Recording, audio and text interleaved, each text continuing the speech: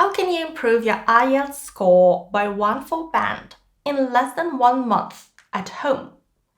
This was a challenge Amata faced when she first contacted me.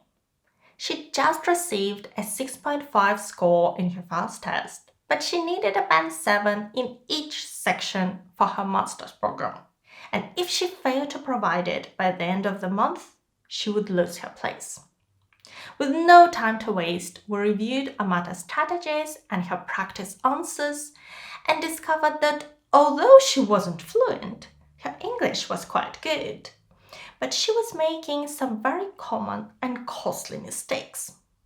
So I prepared a study plan which she followed for 1 month, and now the results of her second test are in.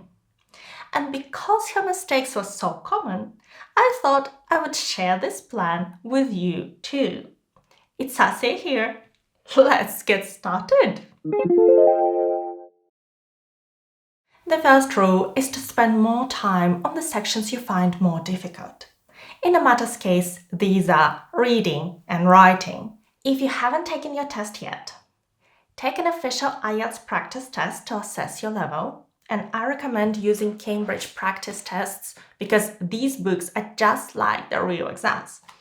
And tests on the internet may be more difficult than real tests or confusing and in some cases simply incorrect.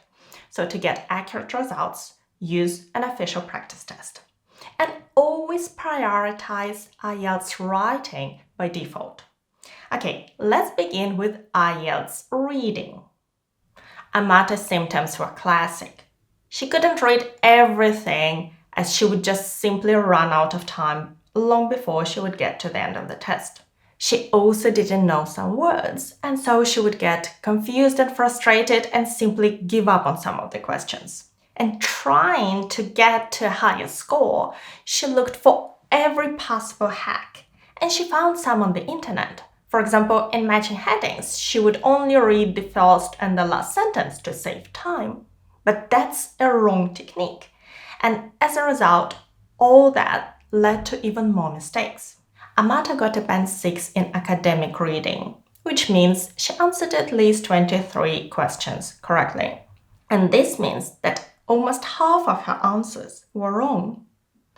But when I was speaking to Amata, discussing different questions, I noticed that she could understand almost everything, and she knew the vocabulary better than she thought.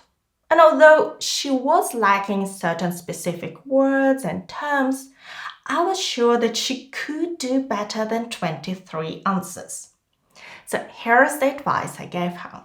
Forget all the hacks telling you you don't have to read the whole passage. They don't work. Hacks telling you to read the first sentence and not the whole paragraph, or hacks telling you to look for the exact word or for a paraphrasing of that word. If you don't read everything, you will not understand it correctly. So forget about them. And for now, also forget about time constraints. Take as much time as you need while you're progressing through the next step. Learning about different types of questions. There are a lot of question types.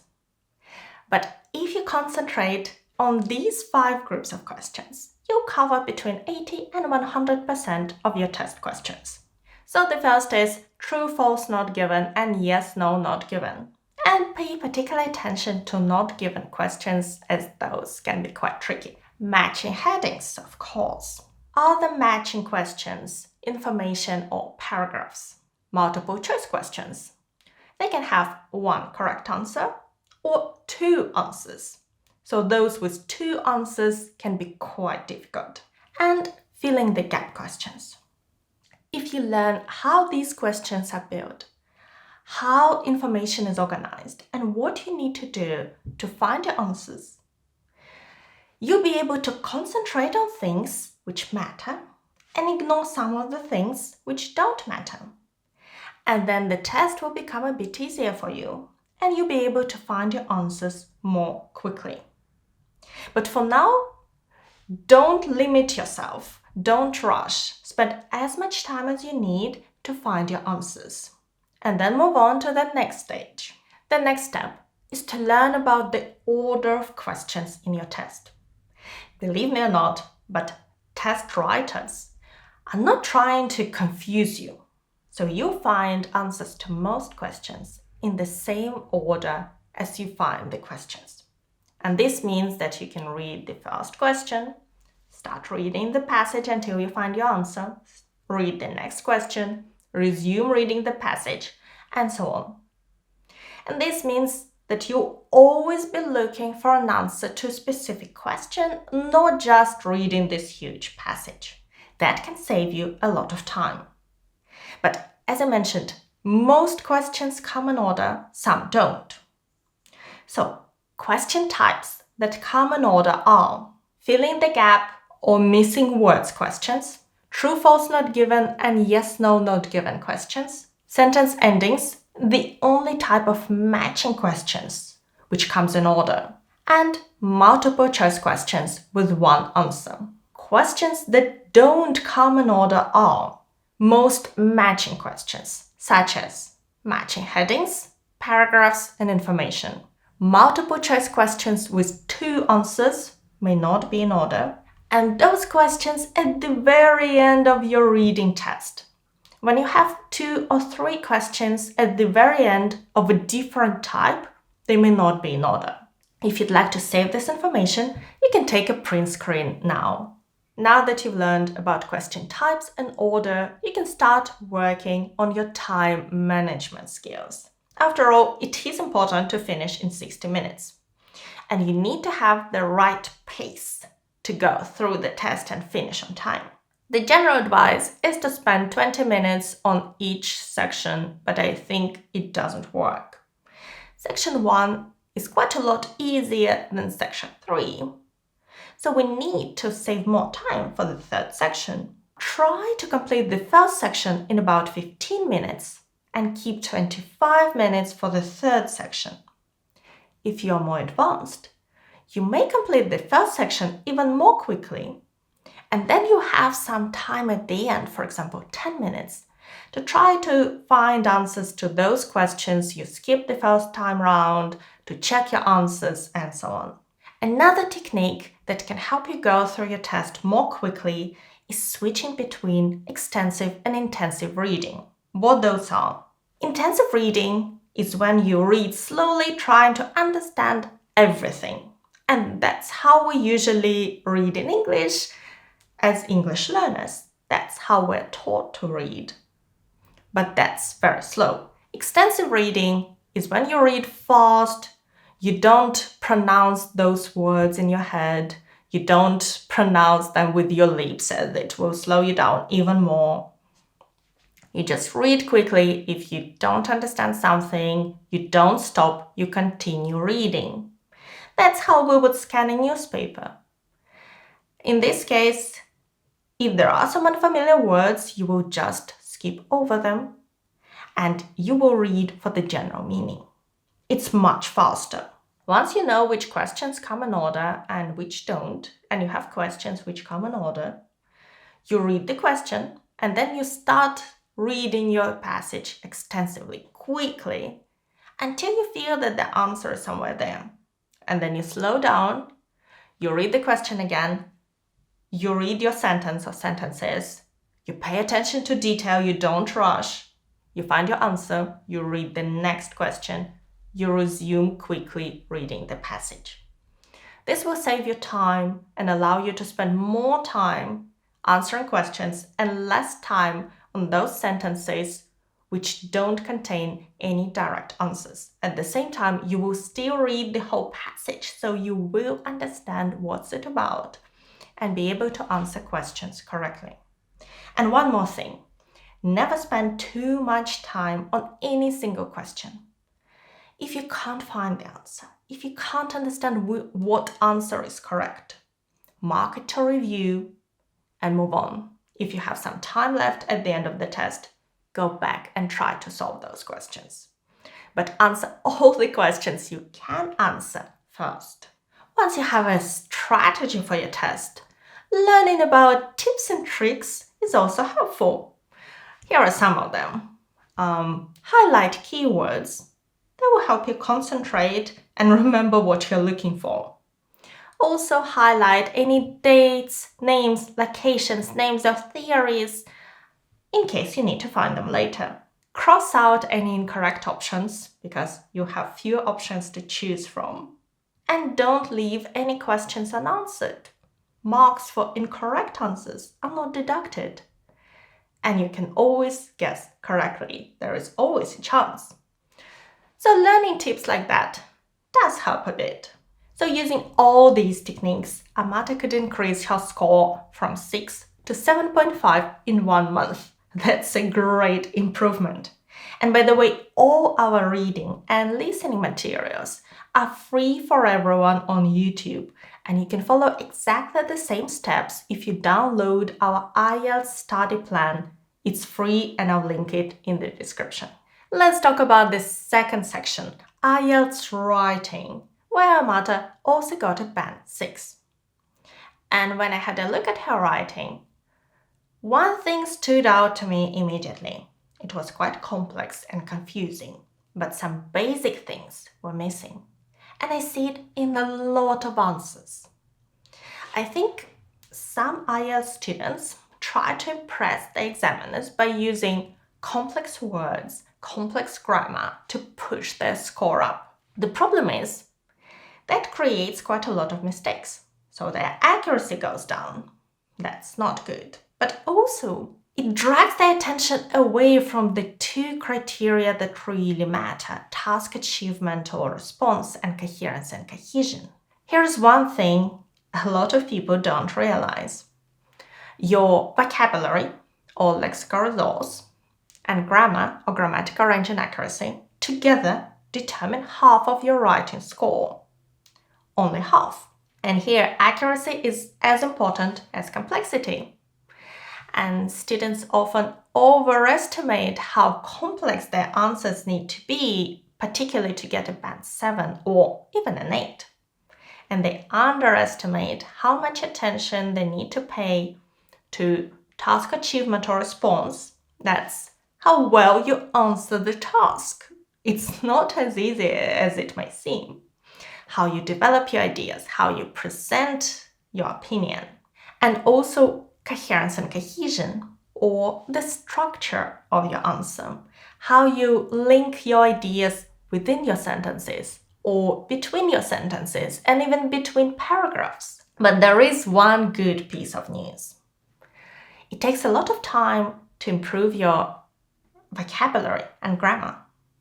But our examiners say that quite often the lower scores are task achievement and coherence and cohesion, the essay writing skills, and you can improve those relatively quickly. Here is how. First of all, just like before, forget all the hacks. I mean things like template answers. That's when students learn certain words and then they fill in gaps with topic-specific vocabulary, but they never work. They're so obvious and they never help you really answer the question. So your score will go right down. Never use templates. Or learning some big words to add to your essay to push the vocabulary score up. Again, it doesn't work this way. Examiners assess all your vocabulary.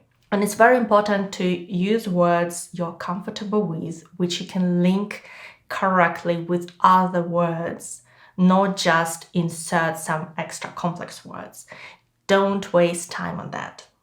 What you should do instead is study some high-quality sample answers to understand what the standard is and what's required. You need to know what you're aiming for. And again, the answers should be high quality.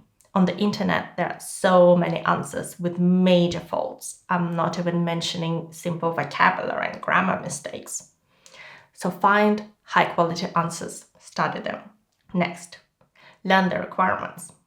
Today, all the requirements examiners use to assess your answers are public. You can find them in IELTS band descriptors. Study them, they are quite interesting to read. But I find that you still need to study more to understand what each requirement really means in practice because it's not obvious. Next, you should learn about each type of task to know exactly what you're expected to do to answer the question.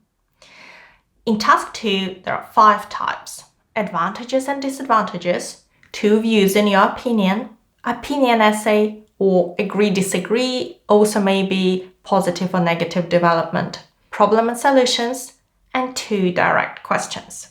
In task 1 academic, you may get a table, a line graph, bar chart, pie chart, a map or a diagram. And in general training, there are 3 types: formal letters, a letter to a business, a newspaper, or a local authority; semi-formal, for example, a letter to a colleague at work; and informal, when you're writing to a friend. Next, learn how to write your answers paragraph by paragraph, what you should include in each paragraph, and importantly, how to develop your ideas in body paragraphs. Each body paragraph should have one central topic, one big idea, for example, all the advantages. But at the same time, you can't just name them first, second, third. First of all, you need to write a topic sentence that presents the whole paragraph. For example, has a number of advantages. It doesn't have to be sophisticated or unusual. Simple writing can actually bring you a higher score, and simple ideas are easier to explain, so you may write a better essay. But learn how to write each paragraph. And then start practicing in timed conditions, because you do need to finish in 60 minutes, and this is a big challenge in IELTS writing. But remember that you can begin with your task 1 or task 2. It's up to you. You can switch between them during your exam. I personally usually begin with my task 2, then finish task 1, then proofread both. Check which way works better for you. And if you're taking your exam on paper, practice on your answer sheet with a pencil. That's quite an experience in itself. If you take your exam on computer, type your answers and turn your spell checker off, so all your typos won't be highlighted, because in the real exam they won't be, and you need to proofread yourself to correct all of them. So practice is really, really important. And I know that in IELTS writing there is a lot to learn, and that's why I created our IELTS writing courses that can take you through each task, each type of task, step by step. This is one system that works, and we know that because we have over 30,000 students who have taken these courses, and their reviews are amazing. And Amata did take our courses, and she could improve her writing from a band 6 to a band 7. Now let's talk about IELTS speaking. Here I was surprised. When I talked to Amata over a Zoom call, she could communicate quite well. She could explain her thoughts. She was friendly, she was emotional, and she wasn't fluent, but she could speak quite well. But her score was only 6.5. But then when I listened to her sample answers, I understood what was going on. The moment she felt her answers were assessed, her manner changed completely. She became much more reserved, much more formal, almost unnaturally so. She tried to use complex ideas, and sometimes she couldn't answer questions, or she would start answering them and then just stop in the middle, probably because she ran out of words in English. So I thought there should be a way to improve. So I gave her 2 pieces of advice. The first is, don't try to sound formal or smart. Your level of intelligence is not assessed in IELTS speaking, so you can use simple ideas, even if that's not what you really think. And also, I know it's an exam, but you're not expected to speak formally, like it's a formal presentation or it's your writing essay. Speak informally. Be respectful, but speak informally. It will be easier for you. And also, answer each question and then extend your answer to show off your English. And here the big question is how long your answers should be. Well, let's have a look. In part 1, you have up to 5 minutes. There is a short introduction at the beginning where you give your name, where you're from, show your passport, and then you answer questions on 3 topics. So you have about 20-25 seconds per question. That's 2 or 3 sentences. Some of your answers may be slightly shorter, some slightly longer, but generally 20-25 seconds. Part 2, instructions read that you should talk between 1 and 2 minutes, but in reality, you should try to talk until the examiner stops you. So for 2 minutes. Part 3, that's where you also have up to 5 minutes, but questions here are more serious, more abstract, and there are fewer of them. So you should give longer answers. You should extend your answers. And you can actually talk about up to a minute. Your answers may be shorter, and then the examiner will ask you a follow-up question, or the examiner may interrupt you and ask the next question. That's fine. Because maybe the examiners just heard enough on this topic and they would like you to answer another question. Or maybe it's simply time to move on to the next question. Those interruptions don't affect your score, so just be prepared for them. Okay, let's talk about the study plan, how you can prepare for your IELTS speaking to achieve a higher score. To achieve the score you deserve to achieve with your current English skills. First of all, if you haven't taken a speaking test yourself yet, go and watch a mock speaking interview. It's important to know what to expect. But watch 1 or 2. There is no reason to watch a lot of them because watching them is not helping you to improve your performance.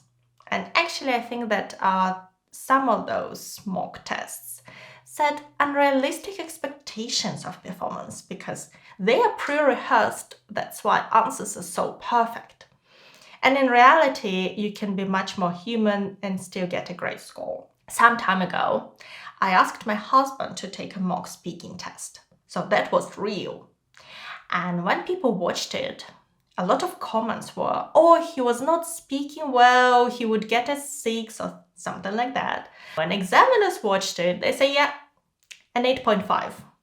His fluency wasn't perfect. I think he was a bit shocked by all the questions, but still a great score. I'll link it in the description if you'd like to go and check it out.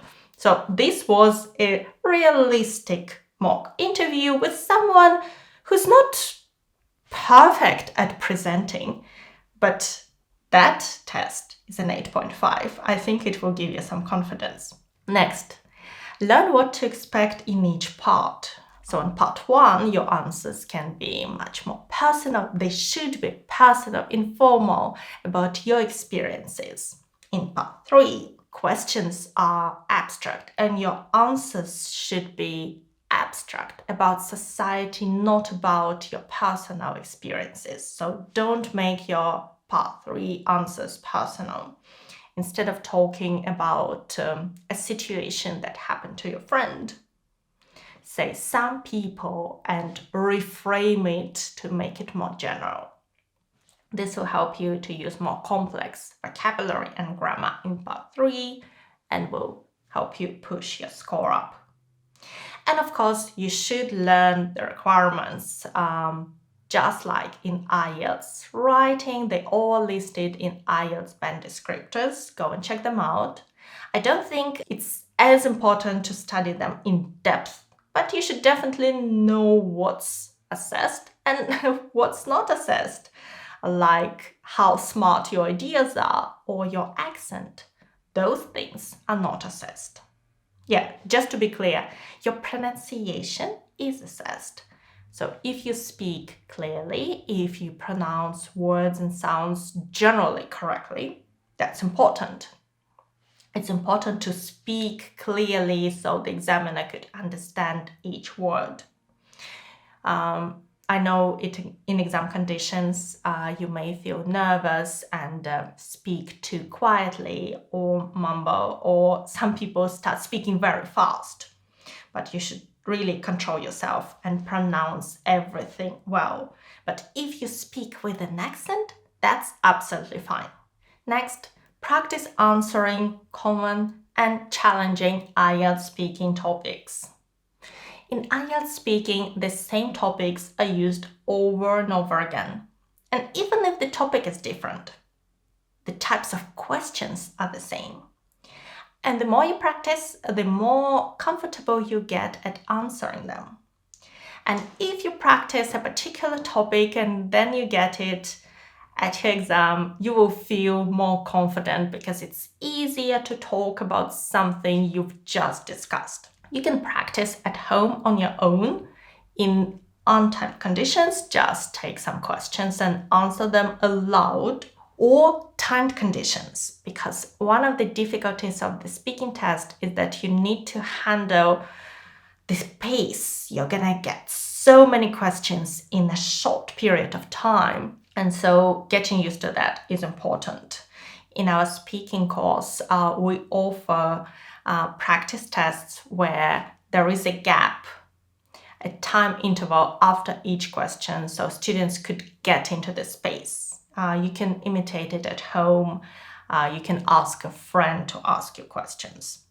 Part 1, 5 minutes. Part 3, 5 minutes. Part 2, 2 minutes. And record yourself and listen to your answers. Do you speak clearly? Is it easy to understand you? Do you repeat any words or phrases too often? I know that if I don't control myself, I tend to say I think and so all the time. So maybe there are some phrases you repeat too often.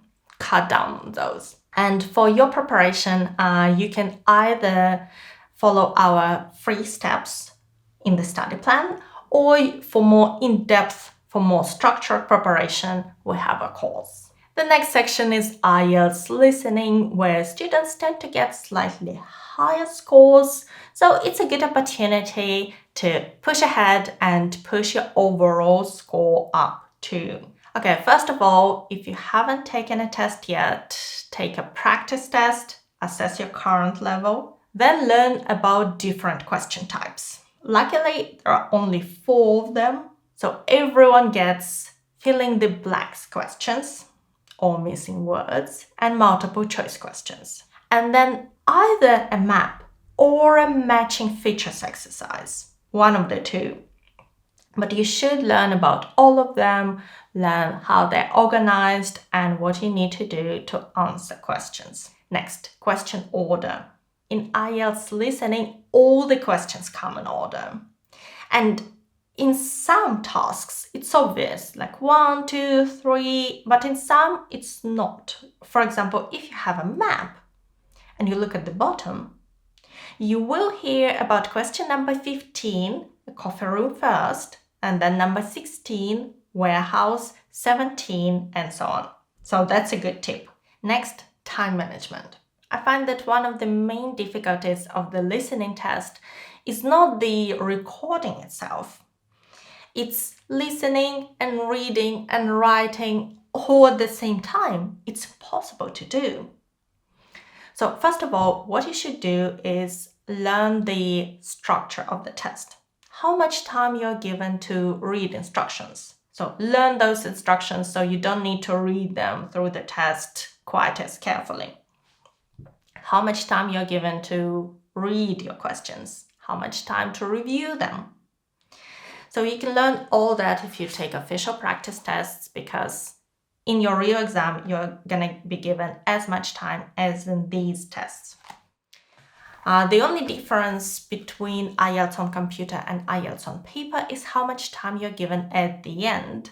So in IELTS on paper, you need to transfer all your answers to the answer sheet, so you're going to get 10 minutes for that.